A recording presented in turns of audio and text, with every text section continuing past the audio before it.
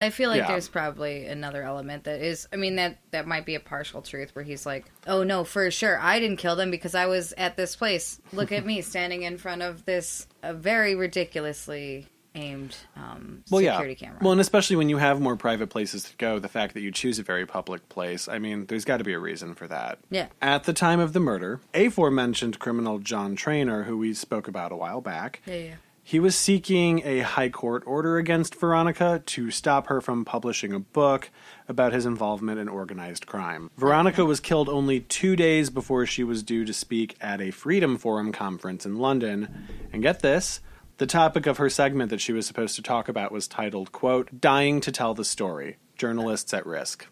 Oh, well, that's unfortunate and slightly funny, but very sad, but slightly funny. I'm sorry. Oh, yeah, no, absolutely. And it's like, so you had to have some idea. For sure. So her funeral was attended by both the Irish Prime Minister and the head of the Irish Armed Forces. Mm-hmm. And it was covered live by a radio station. On July 4th, people around Ireland participated in a moment of silence in her honor. Guerin is buried in Darrardstown Cemetery in County Dublin. But after her death, there was a lot of outrage. Her murder... No kidding. Yeah, well, her murder was looked at the time as being an attack on democracy. Okay. So within 1 week of her murder, the Irish Parliament enacted the Proceeds of Crime Act and the Criminal Assets Bureau Act, so that assets purchased with money obtained through criminal endeavors could be seized by the government. Also, the Criminal Assets Bureau was formed. Mm-hmm. After the murder, Charles Bowden and several other gang members were arrested. Charles Bowden testified for the prosecution and became the first person to enter Ireland's witness security program. Well, yeah, you'd have to. Mm-hmm. And he was granted immunity because he was the only person at this point who could give up the information that the prosecution needed, and he was used as a witness at the trials of all 4 gang members who had been arrested. I feel like I don't hear that people get immunity that much anymore.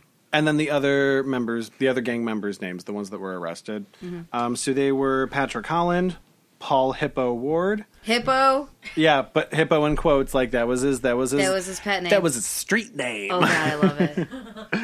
I want to be a baby hippo. I think about this a lot. I want to be a baby hippo or I want to be a pygmy hippo. Brian Meehan and John Gilligan. And Brian Meehan, who I just mentioned, he fled to Amsterdam with John Traynor. After the court dismissed additional evidence from Bowden, Meehan was convicted on the testimony of another gang member turned state's witness. Mm. So people are just changing sides. Well, yeah, after that dude did it, they were like, well, he's still probably alive somewhere. Somewhere, yeah. The guy that I was saying who turned into a witness for the state, yeah, he had actually followed Guerin's movements in the hours before the murder, so he was trailing her.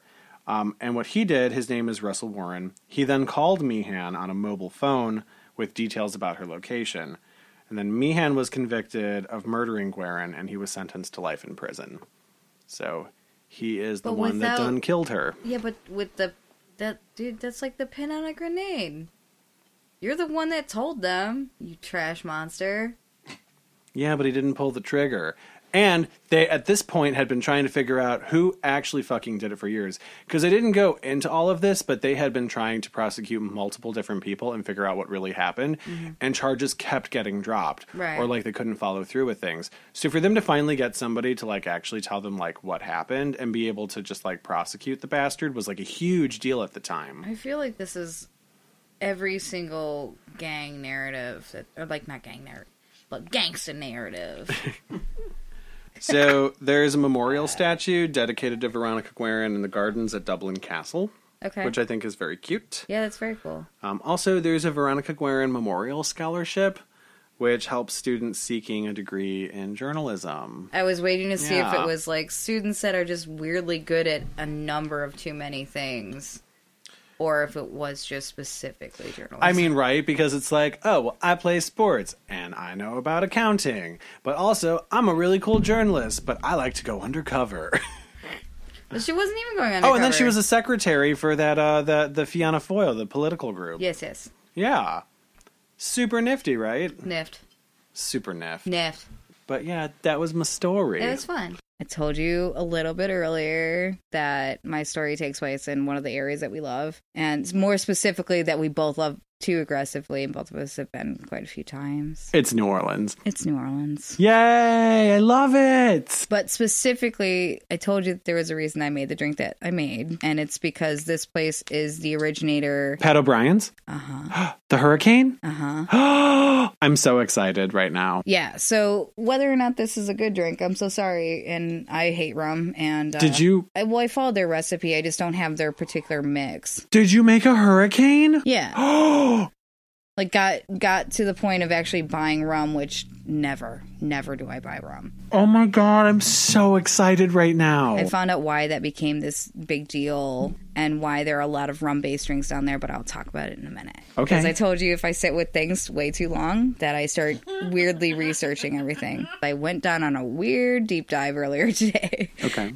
But we are drinking our Hurricanes currently out of the tiki glasses that my wonderful, beautiful roommate had found, because they are majestic, little magical creatures. They are pretty good tiki glasses. I feel real solid about it. They're not as great as Martha, but who is? True. I mean, although I will say this, mine's a fucking unicorn. So, I'm the creature from the Black Lagoon, and there's a creature from the Black Lagoon. And there's a dragon. And I'm looking at the creature from the Black Lagoon. Very meta attire. It's so on brand. So on like brand.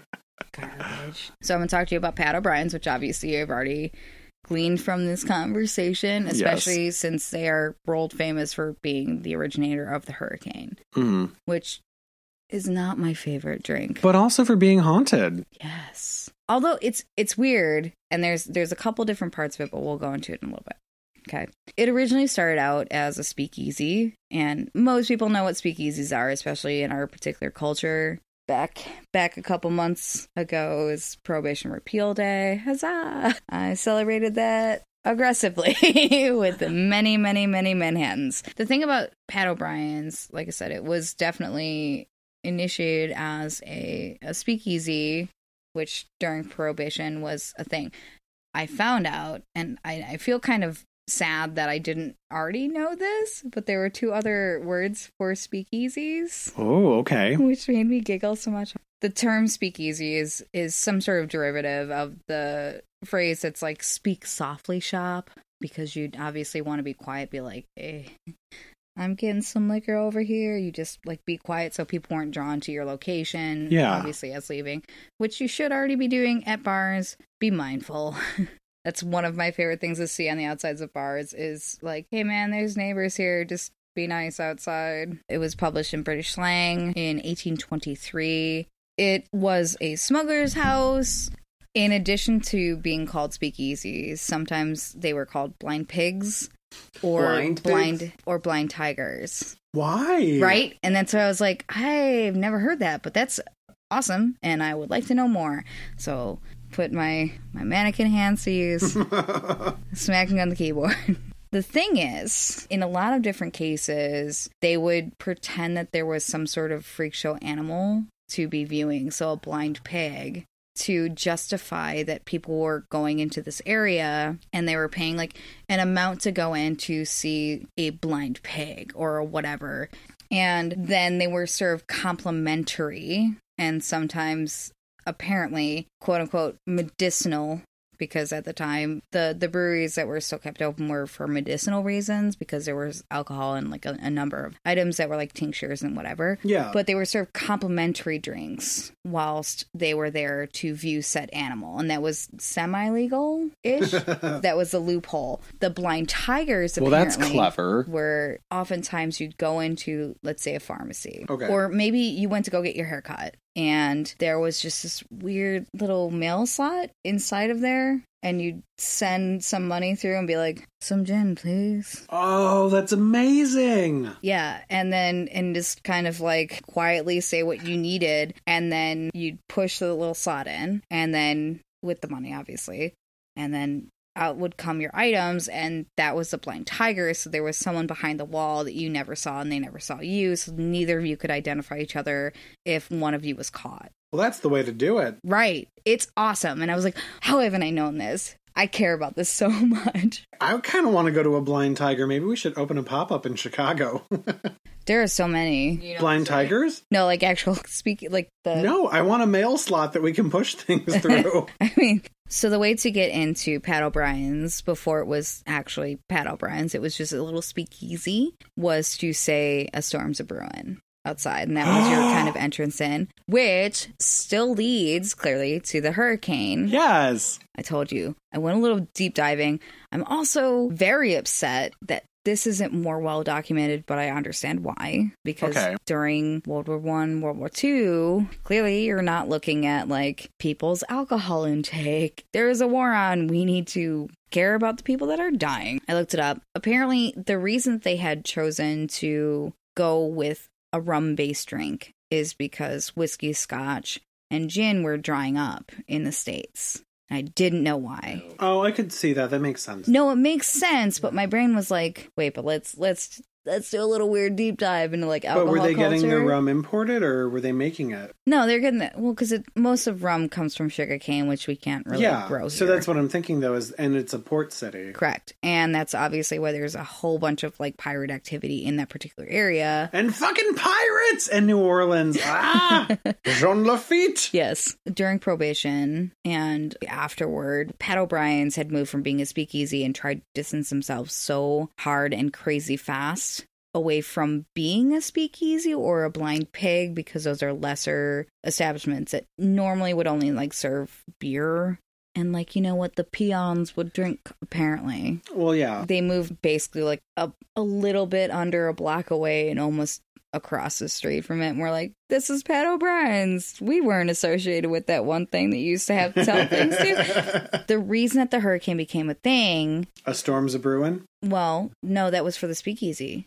I know, but it's just so funny because it's a hurricane. I know. Yeah. It's so much foreshadowing, and it was completely unintentional, which makes me feel very solid. When the whiskey, the scotch, and the gin started running dry, it was because those particular distilleries were being used as some sort of ethanol fuel for torpedoes. Yeah. And a number of other... Yeah, for war. And because the rum was being imported, it was, let's say, free game, like a little bit of free game here, because the rum dealers knew that all of these bars were super hard up for any sort of alcohol because it was so hard to acquire it. They would make you buy like 25 cases of alcohol. They'd be like, why can't you just buy like 50 barrels of this? And you're just like, that's like a lot though of a thing that no one really likes, especially at this particular time, is whiskey, gin, and scotch. Yeah. They're like, how do we stay afloat? No one likes rum.